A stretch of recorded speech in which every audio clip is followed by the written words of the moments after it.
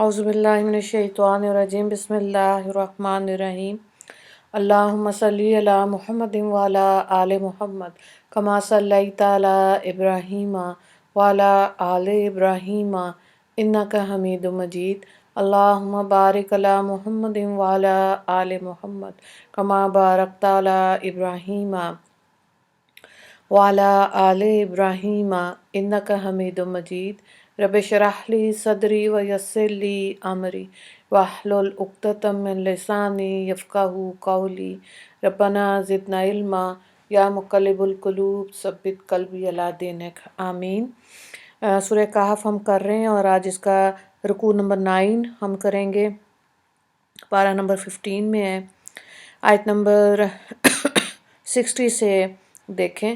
وَإِذْ قَالَ مُوسَىٰ لِفَتَاهُ لَا أَبْرَحُ حَتَّىٰ أَبْلُغَ مَجْمَعَ الْبَحْرَيْنِ أَوْ أَمْضِيَ حُقُبًا، اور وہ وقت یاد کرو جب کہ موسیٰ علیہ السلام نے اپنے خادم سے فرمایا کہ میں اس سفر میں برابر چلا جاؤں گا یہاں تک کہ اس موقع پر پہنچ جاؤں جہاں دو دریا آپس میں ملے، یا یوں ہی زمانہ دراز تک چلتا رہوں گا۔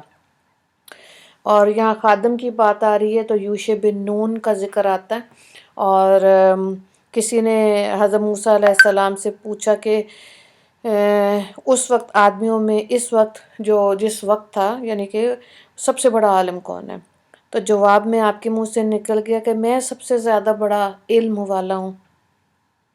یہ حضرت موسیٰ علیہ السلام نے کہا۔ یہ جواب واقع میں صحیح بھی تھا، کیونکہ موسیٰ علیہ السلام اپنے وقت کے اولو العزم پیغمبر تھے۔ ظاہر ہے کہ ان کے زمانے میں علوم شرعیہ کا علم ان سے زیادہ کس کو ہو سکتا تھا، لیکن اللہ تعالیٰ کو ان کے یہ الفاظ پسند نہیں آئے۔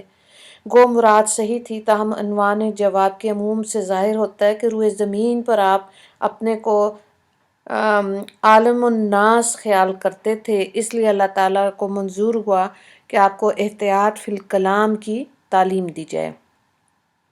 اس سوال کے جواب کو علم الہی کے سپرد کرنا چاہیے تھا، غرض کہ ارشاد الہی ہوا کہ ہمارا بندہ مجمع البحرین میں بعض امور میں تم سے زیادہ علم رکھتا ہے۔ موسیٰ علیہ السلام نے درخواست کی کہ مجھے ان کا پورا پتہ نشان بتائیے تاکہ میں وہاں جا کر کچھ علمی استفادہ کروں۔ حکم ہوا کہ اس بندے کی تلاش میں نکلو تو ایک مچھلی تل کا ساتھ رکھ لو، جہاں وہ مچھلی گم ہو جائے اور تم سے چھوٹ کر علیحدہ ہو جائے اسی جگہ کے قریب سمجھنا کہ وہ بندہ موجود ہے۔ تو آیت میں مجمع البحرین یعنی دو دریاؤں کے ملنے کی جگہ، جس کو اردو زبان میں سنگم کہتے ہیں، یا دو سمندروں کے ملاپ کی جگہ سے کون سی جگہ مراد ہے، تو اس مقام کا تعین جزم و یقین کے ساتھ مشکل ہے۔ اسی لیے مفسرین نے ارباب سیرت سے مختلف اقوال منقول کیے ہیں۔ یہ سفر اگر حضرت موسیٰ علیہ السلام کے دوران قیام مصر میں پیش آیا تھا تو دریائے نیل کی دونوں شاخوں کی جگہ مراد ہو سکتی ہے، اور اگر یہ سفر مصر سے نکلنے کے بعد جزیرہ نما سینا کے دوران قیام میں پیش آیا تو عجب نہیں کہ بحر کلثم کے دو شاخوں کے اتصال کی جگہ مراد ہو، یعنی خلیج عقبہ یا خلیج سوئس۔ حضرت علامہ سید محمد انور شاہ کشمیری رحمہ اللہ فرماتے ہیں کہ یہ مقام وہ ہے جو آج کل عقبہ کے نام سے مشہور ہے۔ بہرحال کوئی قول فصیل کی حیثیت نہیں رکھتا۔ قرآن کریم میں حضرت موسیٰ علیہ السلام کی جن بزرگ عالم سے مجمع بحرین پر ملاقات کا ذکر ہے، اس کا نام نہیں بتایا گیا۔ احادیث کی روایت سے معلوم ہوتا ہے کہ یہ خضر علیہ السلام تھے، اور محققین کا یہ قول ہے کہ حضرت موسیٰ علیہ السلام نے حضرت خضر علیہ السلام سے ملاقات کی تھی۔ اگلی آیات کو دیکھیں، آیت نمبر 61 سے 65 تک۔ فَلَمَّا بَلَغَ مَجْمَعَ بَيْنِهِمَا نَسِيَّ حُوتَهُمَا فَاتَّخَذَ سَبِيلَهُ فِي الْبَحْرِ سَرَبًا، پس جب چلتے چلتے دونوں دریاؤں کے جمع ہونے کے موقع پر پہنچے، اسے اپنی مچھلی کو بھول گئے اور مچھلی نے اپنی راہ لے لی اور چل دی۔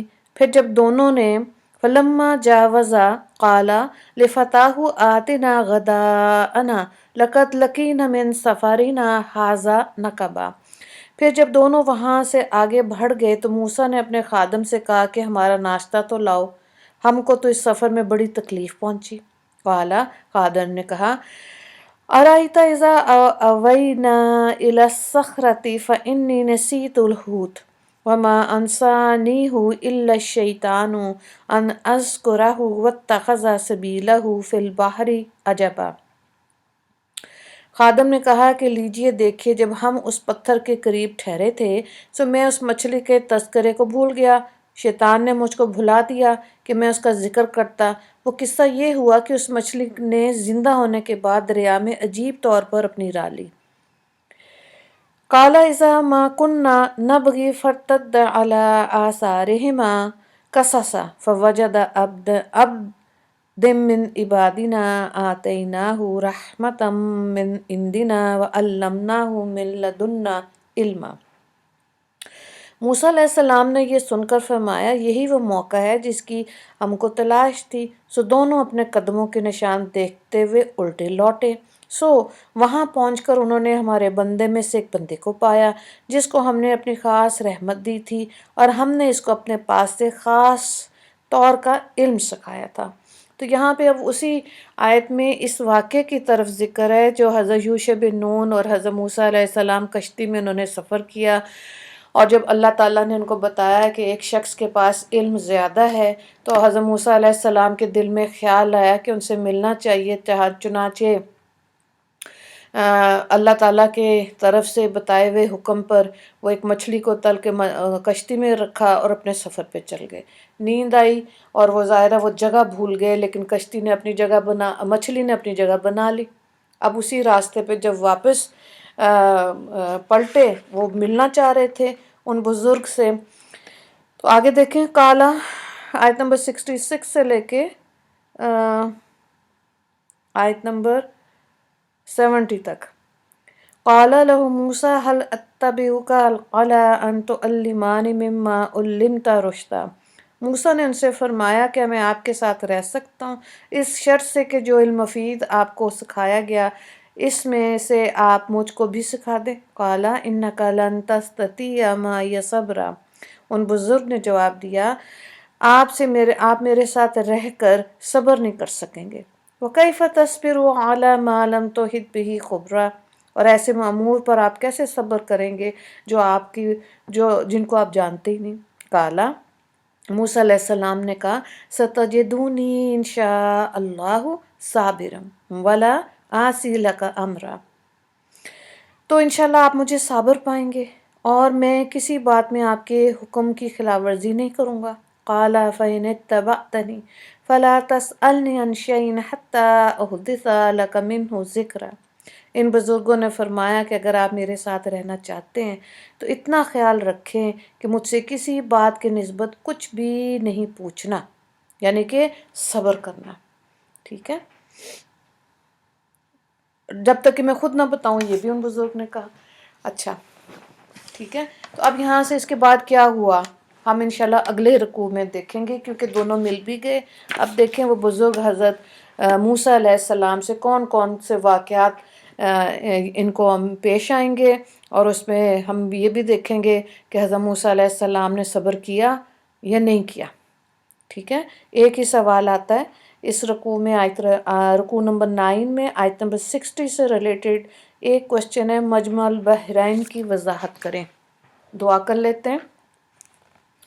یا اللہ ہمیں بھی اپنے مقبولین سے اور ان سے وابستگی نصیب فرما دیجئے اور ان کے نقش قدم پر چلنے کی توفیق عطا فرما دیجئے۔ یا اللہ آپ نے جو زندگی ہمیں عطا فرمائی اس میں اپنی مرضیات کے عمل کی توفیق عطا فرما دیجئے اور ہم کو ظاہراً اور باطناً شریعت مطہرہ کی کامل پابندی عطا فرما دیجئے۔ یا اللہ ان قرآن قصوں سے جو حقیقی مقصد مطلوب ہے میرے مالک، اس کو ہمارے دلوں میں جانشین فرما دیجئے اور ہم کو قرآن پاک کی نصیحتوں اور احکامات پر عمل کرنے کی توفیق عطا فرما دیجئے، اور اللہ تعالیٰ اپنے محبوب مقبول اولیاء اللہ کی ملاقات زیارت کا ہمیں بھی ذوق و شوق نصیب فرمائے۔ اللہ تعالیٰ ہمیں بھی توفیق عطا فرمائے کہ ہم اپنی زبان سے وہی الفاظ و کلمات نکالیں جو اللہ تعالیٰ کو پسند ہیں۔ یا اللہ اس معاملے میں ہماری مدد فرما۔ یا اللہ آپ کے راز اور اسرار اور آپ کی حکمتیں کس کی سمجھ میں آ سکتی ہیں، ہم کو ہر حال میں آپ کے ساتھ حسن ظن رکھنا نصیب ہو، اور آپ کی حکمتوں پہ دل و جان سے راضی رہنا نصیب فرما دیجئے۔ یا اللہ آسانیاں عطا فرما، اپنی رضا پہ راضی رہنے کی توفیق عطا فرما۔ جب ہم دنیا سے جائیں پہلے آپ ہم سے راضی ہونا، پھر ہمیں اس دنیا سے کلمے پڑھتے ہوئے کلمے کی توفیق عطا فرمانا، پھر ہمیں اس دنیا سے لے کر جانا۔ وآخر دعوانا ان الحمد للہ رب العالمین۔ اللہم اغفر للمسلمین والمسلمات والمؤمنین والمؤمنات۔ السلام علیکم ورحمۃ اللہ وبرکاتہ۔